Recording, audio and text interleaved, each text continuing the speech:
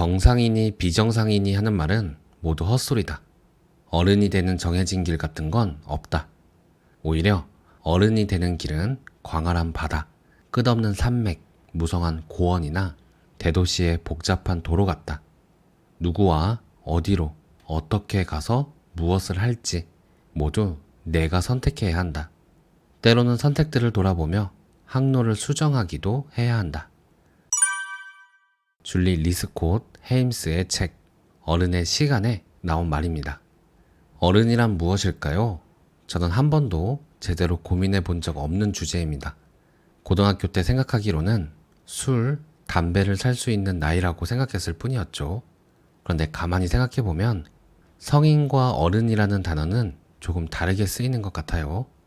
성인은 법적 나이와 연관된 것 같은데 어른이라는 단어는 명확한 나이의 개념은 아닌 것 같죠. 오늘 소개해드릴 책 어른의 시간의 저자는 어른에 대하여 이렇게 말합니다. 어른에 대한 정의는 시대를 초월해 모든 사람에게 적용될 수 있어야 하고 변하는 사회 규범과 경제 흐름을 버텨낼 수 있어야 한다. 내가 생각하는 최선의 답은 이렇다. 인간은 다른 사람의 보살핌을 받아야 하는 어린 시절을 거쳐 또다시 다른 사람의 보살핌에 의존해야 하는 삶의 마지막에 도달한다. 그 사이에 있는 달콤하고 멋진 시기, 그때가 어른으로서 지내는 시간이다. 그동안 우리는 우리 자신을 제대로 돌볼 수 있다. 이것이 내가 생각하는 어른의 핵심 정의다. 어른이 되고 싶지 않다고 얼핏 생각하고 지냈던 것도 같은데 이분의 말을 듣고 보니 나 자신을 스스로 돌볼 수 있게 되었을 때 다른 사람도 돌볼 수 있는 아주 멋진 시간이라는 생각이 드네요. 책 내용을 한번 읽어볼게요. 그 전에 목차부터 소개해 드릴게요. 목차만 봐도 뭔가 영감이 떠오릅니다. 1장 이제 네 차례야. 자립의 기쁨과 공포. 2장 완벽이라는 환상은 빨리 깰수록 좋다. 3장 좋은 사람이 되기를 포기하지 마라. 4장 다른 사람을 기쁘게 하려고 애쓰지 마라. 5장 방해꾼들로부터 벗어나라. 6장 낯선 사람과 이야기를 시작하라. 7장 돈이 나를 위해 일하게 하라. 8장 내가 아니면 누가 나를 돌봐주겠어. 9장 이제 다시 일어날 시간이야. 10장 세상을 더 나은 곳으로 만드는데 기여하라. 11장 마음속 친절함을 끌어올려라. 에필로그 계속 전진하라. 저는 이 중에서 돈이 나를 위해 일하게 하라도 관심이 가고 내가 아니면 누가 나를 돌봐주겠어. 이 부분도 관심이 가는데요. 함께 들어보면 좋을 것 같다는 부분은 완벽이라는 환상은 빨리 깰수록 좋다. 이 부분입니다. 같이 읽어볼게요. 미래를 완벽하게 계획할 수 있을까? 어른이 되는 법을 말하는 책이라면 어른이 되지 못하게 가로막는 것들이 무엇인지도 안내해야 할 것이다. 그런 의미에서 현대 부모들이 양육에서 완벽에 이상하리만치 집착한다는 사실을 지적하고 싶다. 나는 사실 완벽이라는 단어가 아이들에게 나쁜 영향을 준다고 생각한다. 부모나 주 양육자가 아이들의 작은 행동마다 완벽해 라고 칭찬하는 것은 무의식 중에 아이들에게 모든 것에 완벽해야 한다는 의미가 될 수 있다. 가령 미끄럼틀을 타거나 숙제를 끝내는 것 같은 일에 대해서도 완벽하다고 칭찬하면 아이는 실제로 자신의 행동이 완벽하다고 착각하게 된다. 심지어 아이는 인생에서 만날 교사나 직장 상사도 자신에게 완벽하다고 칭찬하기를 기대하게 될 수 있다.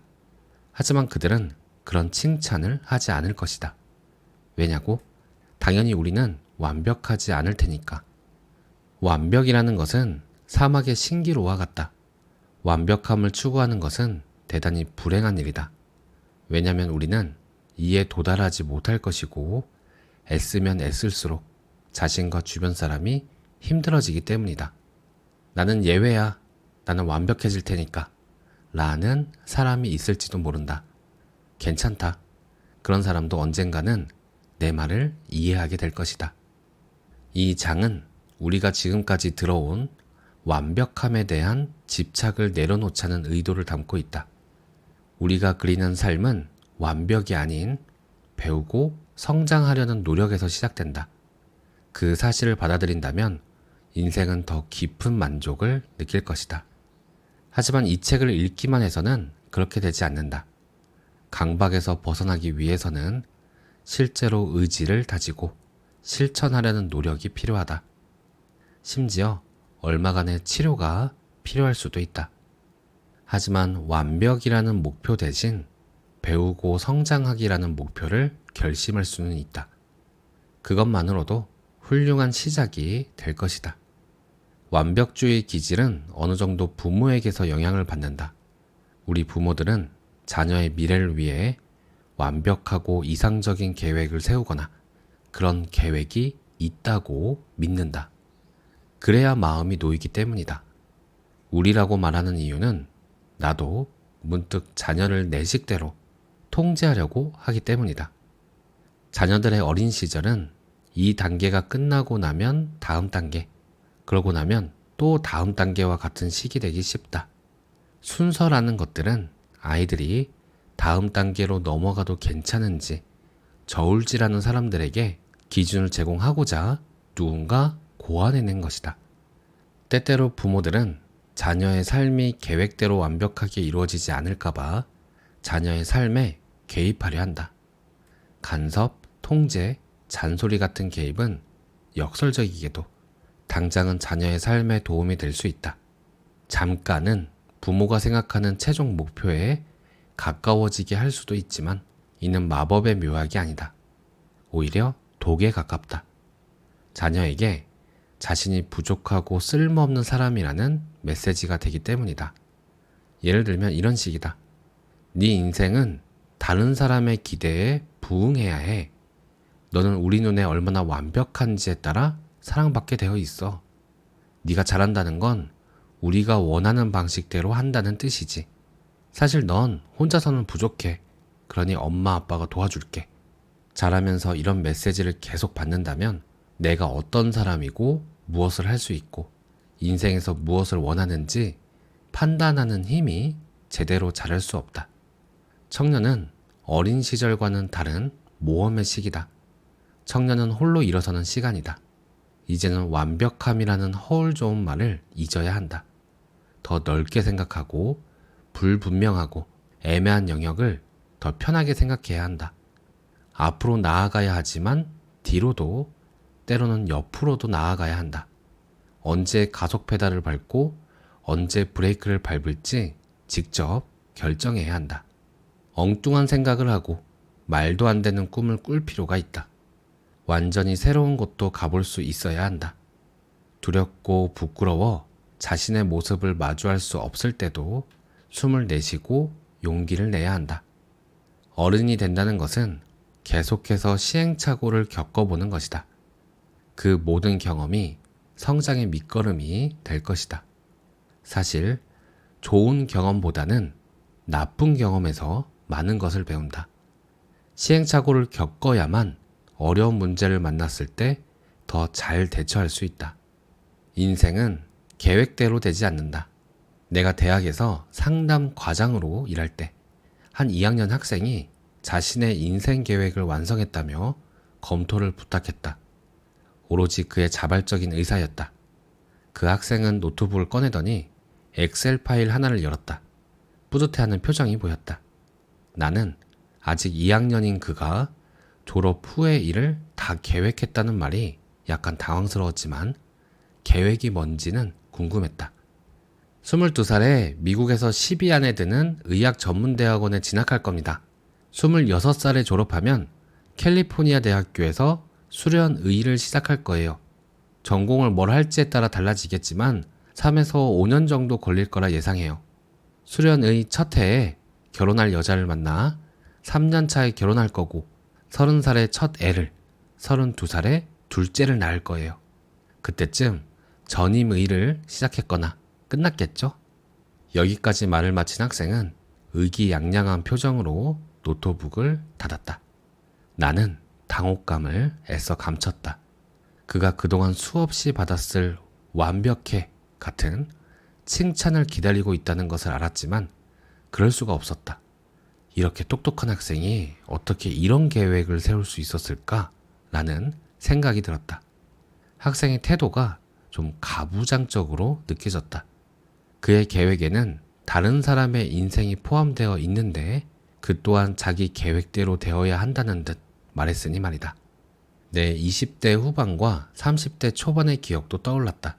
남편과 나는 첫 아이를 가지기까지 2년 반이 걸렸는데 우리의 섹스는 즐거움에서 의무 그리고 실망으로 변했다. 한편 이런 생각도 들었다. 이 친구는 정말 의사가 되고 싶은 걸까? 아니면 그걸 선택해야 할 것 같아서 하려는 걸까? 우선 나는 미소를 지어 보였다. 그의 계획이 정말 놀랍다고 꼭 생각대로 되기를 바란다고 말해주었다. 그런 다음 다정한 목소리로 이렇게 말했다. 인생의 동반자를 꼭 계획한 대로 만날 수 있을까요? 내가 좋아하는 일을 하고 있을 때 만날 가능성이 크긴 하죠. 그 모습이 가장 매력적이니까요. 또 이렇게 덧붙였다. 임신은 16살 때 부모님 몰래 사고 쳤을 때 가능성이 크지 30쯤 엑셀 시트에 이제 임신이라고 적어 놓는다고 해서 되는 건 아니에요. 그리고 왜 의사가 되고 싶은지 물어보려는데 학생은 거의 울상이 되어 있었다. 마치 내가 그의 완벽한 인생 시나리오를 갈갈이 찢어 놓았다는 듯. 인생 계획을 세우지 말라는 뜻이 아니다. 사실 큰 목표를 이루기 위해서는 구체적인 계획이 꼭 필요하다. 나는 그 학생을 실망시키려던 것이 아니다. 그가 의견을 구하고 싶어 나를 찾아왔으니 우리가 삶의 신비 앞에서 겸손해야 하며 인생이 꼭 계획대로 되지는 않는다는 것을 말해주고 싶었을 뿐이다. 나는 그에게 인간은 계획을 세우나 하나님은 비웃으신다 라는 유대인들의 오랜 속담을 알려주었다. 쉬운 말로 살다 보면 삐리리 같은 일도 있다 정도 되겠다. 아무리 높은 위치에 있는 사람이라도 자기 뜻대로 되지 않는 일이 많다. 인생의 나쁜 일은 반드시 일어난다. 그런 일이 생기면 당연히 잠시 웅크려야 한다. 하지만 우리는 삶을 살아야 한다. 다음 행동으로 나아가야 하는 것이다. 영원히 수렁에 빠져 있을 수는 없다.